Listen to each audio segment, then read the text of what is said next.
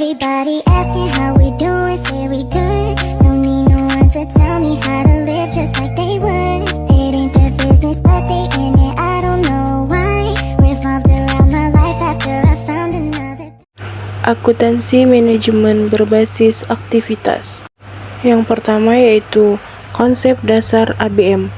ABM adalah proses manajemen yang terintegrasi yang memfokuskan perhatian manajer hanya pada aktivitas yang dapat meningkatkan nilai bagi pelanggan, sehingga peningkatan nilai tersebut dapat membantu perusahaan untuk mencapai profitabilitas jangka panjang. Dimensi cost menyediakan informasi cost mengenai sumber daya, aktivitas, dan objek-objek cost seperti pelanggan, produk, pemasok, dan lain sebagainya. Tujuan dari dimensi cost adalah untuk meningkatkan keakuratan penetapan cost. Dimensi proses menyediakan informasi tentang aktivitas apa yang dilakukan perusahaan, alasan mengapa suatu aktivitas dilakukan, dan seberapa baik aktivitas tersebut dilakukan. Tujuan dari dimensi proses ini adalah untuk mengurangi cost. Selanjutnya ada tujuan ABM. Terdapat dua tujuan dari ABM, yakni 1. Memperbaiki kualitas pengambilan keputusan dengan disediakannya informasi kos yang akurat. 2. Mereduksi kos dengan mendorong dan mendukung perbaikan berkelanjutan lewat pengendalian penyebab timbulnya kos. Menganalisis pemicu atau driver. Analisis driver merupakan usaha yang dikerahkan untuk mengidentifikasi faktor-faktor penyebab timbulnya suatu kos aktivitas.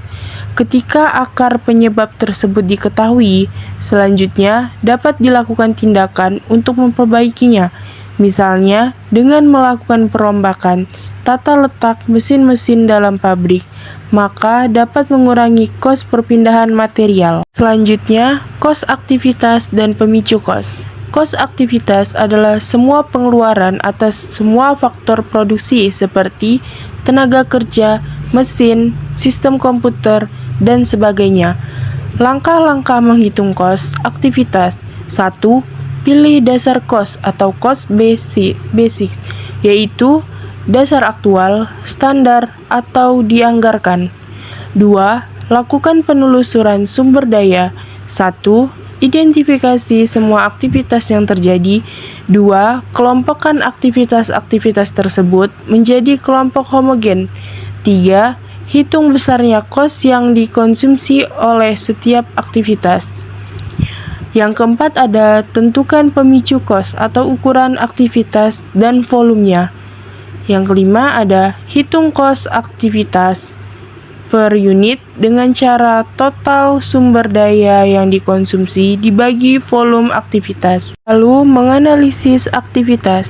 Analisis aktivitas adalah seperangkat teknik yang dipergunakan untuk mengidentifikasi aktivitas yang signifikan dari suatu organisasi sebagai dasar untuk memperoleh gambaran dan informasi tentang proses bisnis suatu organisasi dan menganalisis kos dan kinerjanya secara detail.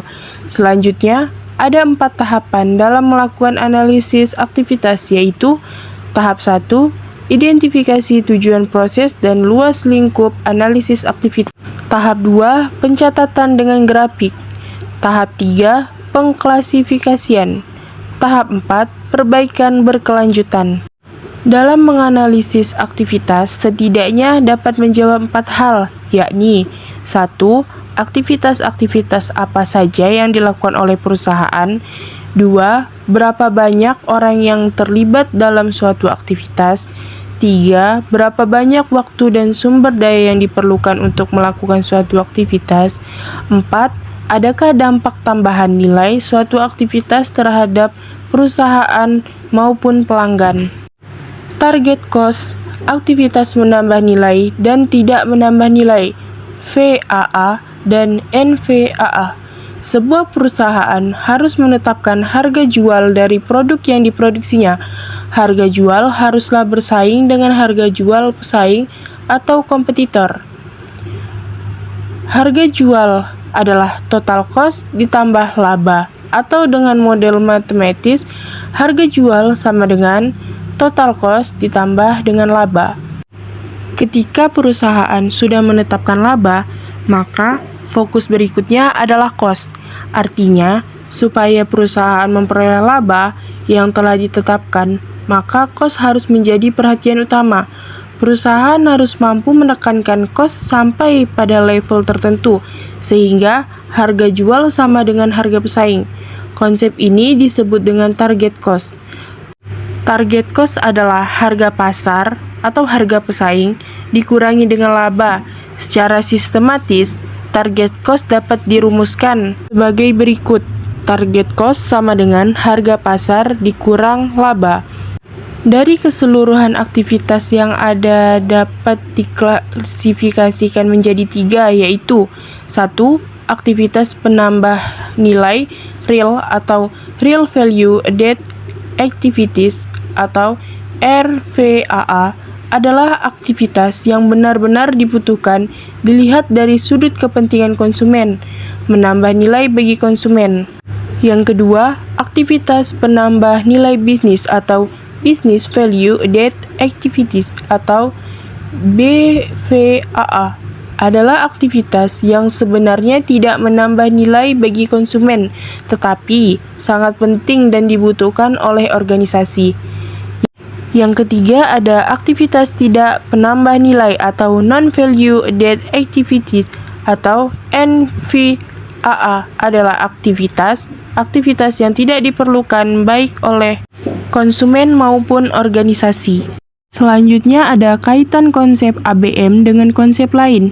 Perusahaan pasti memiliki hambatan yang dapat diidentifikasi, sehingga sebaiknya manajer harus segera mengidentifikasi hambatan yang paling kuat.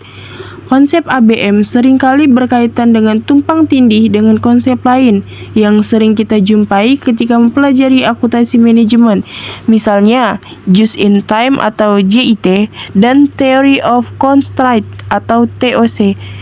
JIT merupakan suatu filosofi yang berfokus pada usaha untuk mengurangi ketidakefisiensian dan pemborosan.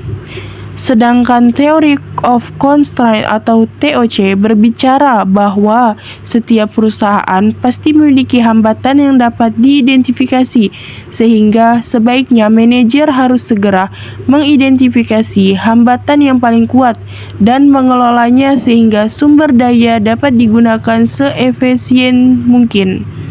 ABM, JIT, dan TOC sama-sama memiliki tujuan akhir yang serupa, yakni profit jangka panjang yang berkelanjutan, sedangkan perbedaan ketaranya adalah ABM merupakan Accounting Based System dan JIT dan TOC merupakan Production Based System.